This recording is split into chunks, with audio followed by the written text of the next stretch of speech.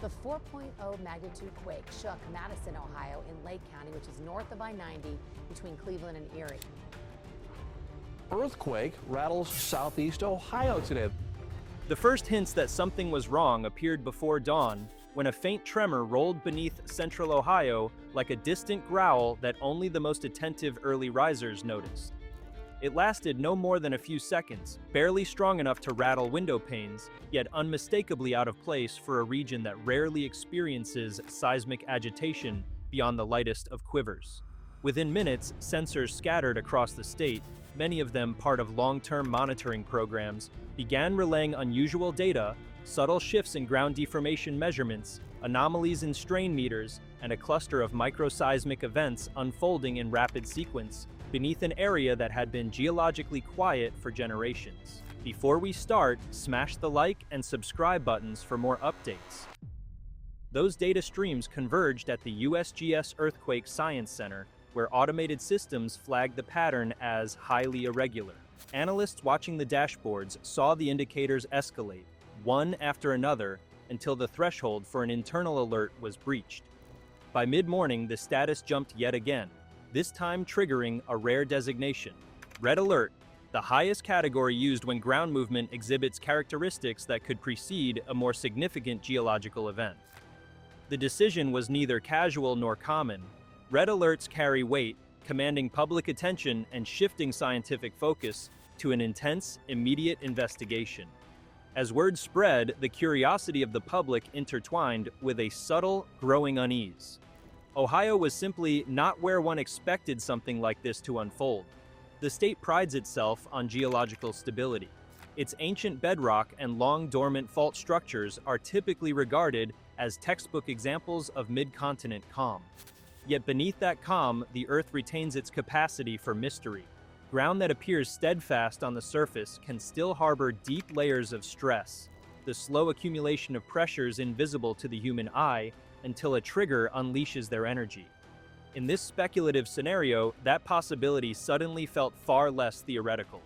The epicenter of the anomalies seemed to sit beneath an area near the border of central and eastern Ohio, a region laced with forgotten fault lines and remnants of ancient tectonic activity. For decades, those structures had been considered inactive, their last major shifts occurring in prehistoric times. But strain maps indicated a different story beneath the soil, a gradual warping that suggested something was awakening, something that had been silent long enough for its existence to drift from both public memory and scientific concern. This shift was not a dramatic rupture or catastrophic jolt. Instead, it manifested as a slow, creeping deformation, the kind that requires precision instruments to detect. USGS specialists rushed to bring additional monitoring units online, overlaying ground displacement models with historical seismic records to trace possible origins. What made the situation more intriguing was the spatial consistency of the deformation. It wasn't diffuse or random. It formed a clear directional pattern, as though a buried structure miles beneath the surface had altered its mechanical balance. These findings prompted urgent discussions among seismologists, geophysicists, and hazard analysts. If the shift was linked to the stress buildup on an old fault, its behavior could indicate a reactivation. Feld teams moved swiftly, deploying portable seismometers to capture higher resolution data. Vans equipped with ground-penetrating radar scanned stretches of farmland and forest. Drones flew over open fields, collecting updated elevation maps to compare with satellite-based interferometry readings. Every piece of technology capable of capturing Earth's subtle signals was brought into play. The red alert status did more than signal danger. It signaled the need for absolute clarity about what the Earth was trying to say. Residents, meanwhile, noticed changes so small they often questioned whether they were imagining them. A few people reported hearing low, vibrating hums at night, the kind produced when seismic waves travel through layers of rock. Others felt faint sways underfoot, like standing on the deck of a ship. In rural areas, farmers observed tiny new fissures tracing through dry soil. None of these signs alone were alarming, but together they contributed to a narrative that something beneath Ohio's surface was shifting in a way people were not accustomed to. The implications of such an event captured the attention of scientists far beyond the region.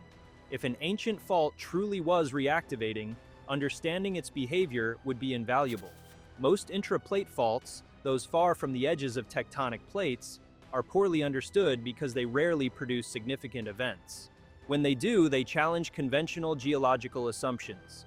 Ohio's shift, therefore, became a case study in real time, an opportunity for research that could deepen the understanding of continental interior dynamics. The prospect of gaining insight into how ancient fault systems behave under modern stress conditions was scientifically compelling. Observers also considered an entirely different possibility. The shift might not be tectonic at all. The Earth's crust is a dynamic tapestry of interacting forces: geological, hydrological, and anthropogenic. Changes in groundwater levels, long-term sediment compaction, or even deep mining operations can stress the crust in unexpected ways. Although nothing on record suggested recent human activity of sufficient scale to influence the region at depth, investigators did not rule out the possibility. In rare cases, human-induced seismicity can mimic natural processes closely enough to be indistinguishable without detailed analysis. Hydrologists pointed out that parts of Ohio had experienced unusual seasonal fluctuations in water saturation, raising the question of whether shifting subterranean pressures might be contributing. Geologists studying karst formations, areas where underground cavities can collapse, considered whether an unseen void might be forming or failing, although the patterns in the data didn't fully align with sinkhole dynamics. Any of these factors could be interacting in ways that produced the deformation. These hypotheses fueled lengthy debates as data continued to pour in. The Red Alert designation intensified efforts to communicate with local authorities and emergency management agencies. Although there was no immediate evidence suggesting an imminent large-scale seismic event, the alert represented the need for heightened readiness. Ground shifts, even minor ones, can affect infrastructure if they continue or accelerate. Engineers began checking bridges, dams, rail lines, and pipelines for early indicators of stress. They reviewed structural diagrams, comparing the potential directional forces suggested by USGS models to the orientation of critical infrastructure. Urban planners and civic officials faced the challenge of preparing for possibilities without causing undue alarm. Their discussions revolved around balancing vigilance with calm. With the situation still unfolding, they focused on reinforcing communication channels, ensuring that if the ground began to shift more dramatically, information could be transmitted quickly and accurately. Scientists monitoring the deep subsurface frequencies detected a new pattern: harmonic tremor-like signals. These signals are typically associated with continuous ground vibration caused by fluid movement or persistent stress. In volcanic regions, such signals are scrutinized for signs of magma, but Ohio's geology offered no realistic scenario involving volcanic activity. The presence of tremor-like frequencies in a continental interior without volcanic context raised profound questions. Could these vibrations indicate a slow-slip event, a phenomenon where tectonic stress is released gradually rather than through a sudden quake? Slow-slip events are notoriously difficult to track and often occur deep within fault systems. If one was unfolding beneath Ohio, the scientific community would pay extraordinary attention. Slow-slip events, though not destructive in the way sudden earthquakes are, can alter stress across fault zones, sometimes acting as precursors to more abrupt shifts. Alternatively, they can occur silently, leaving little impact on the surface. Distinguishing between these outcomes requires sophisticated modeling. The USGS computational teams ran simulations incorporating every parameter available: strain accumulation, fault geometry, fluid pressure, rock composition, and historical patterns. Each model offered a different potential pathway, none of them definitive. The red alert status forced these uncertainties into sharp focus. It was not the magnitude of the initial shift that triggered concern, but the unusual nature of the signals and the rapid succession with which they escalated. Alerts exist for precisely these moments when the Earth behaves in ways that resist quick explanation. The alert was a call for attention, investigation, and readiness, not a prediction of disaster. This fictional scenario brought attention to the complexity of interpreting the subtle language of the Earth. Ground deformation, microseismicity, tremor frequencies, and structural anomalies are pieces of a puzzle with millions of years of history behind them. Scientists must piece together meaning from data that may reflect intertwined processes, each shaped by deep geological forces that humans rarely witness directly. The shift also highlighted the importance of long-term monitoring. Regions considered stable often receive less attention and fewer instruments. Events like this underscore how valuable continuous data can be, especially when unexpected anomalies appear. With every new dataset collected, scientists refine their understanding of how the continent's interior breathes, moves, and adjusts under forces that never truly disappear. The implications of the hypothetical scenario extended far beyond Ohio. Other regions across the Midwest sit atop similar ancient fault systems. If one could reactivate even subtly, then others might exhibit comparable potential under the right conditions. This realization could influence how hazard maps are drawn, how building codes are developed, and how seismic preparedness is approached in areas previously thought of as low risk. In a world where geological surprises remain possible in even the most stable locales, adaptation and foresight are essential. Every hour spent analyzing Ohio's shifting ground contributed to a greater understanding of continental interiors. Whether the cause was tectonic reawakening, hydrological transformation, subtle rock mechanics, or a combination of forces, the scenario emphasized the Earth's dynamic nature. Beneath the surface lies a world in perpetual motion, one that does not always conform to human expectations or historical patterns. Even as the investigation progressed, uncertainty remained a defining feature. With each new piece of data, scientists moved closer to clarity, but not without confronting the vast unknowns that lie beneath layers of bedrock. The red alert symbolized both caution and inquiry. It was a signal that the Earth had something to reveal, and it was up to the scientific community to listen carefully, respond wisely, and understand deeply. The investigations deepened as the day progressed, and one emerging realization captured the attention of the USGS teams. The deformation pattern was spreading laterally in a way that hinted at a far more complex subsurface architecture than previously mapped. Ohio's geology is known for its layers of sedimentary rock, sandstone, shale, limestone, but beneath those layers lies a much older foundation of crystalline bedrock. What startled analysts was the discovery that the deformation appeared to be propagating along an interface between these layers, suggesting a mechanical disconnect developing underground. This raised new concerns because such interfaces can behave unpredictably when stressed, sometimes amplifying movement through ripple-like extensions across a broader region. Specialists in crustal rheology began examining whether differential strain across these rock layers could be creating conditions similar to flexure, a bending of the crust that can occur when deep forces reshape the underlying lithosphere. Although typically associated with glacial rebound or large-scale tectonic adjustments, flexure-like patterns have occasionally been observed in interior continental settings under unusual circumstances. The idea that a subtle but significant flexural response could be unfolding beneath Ohio added another dimension to the unfolding mystery.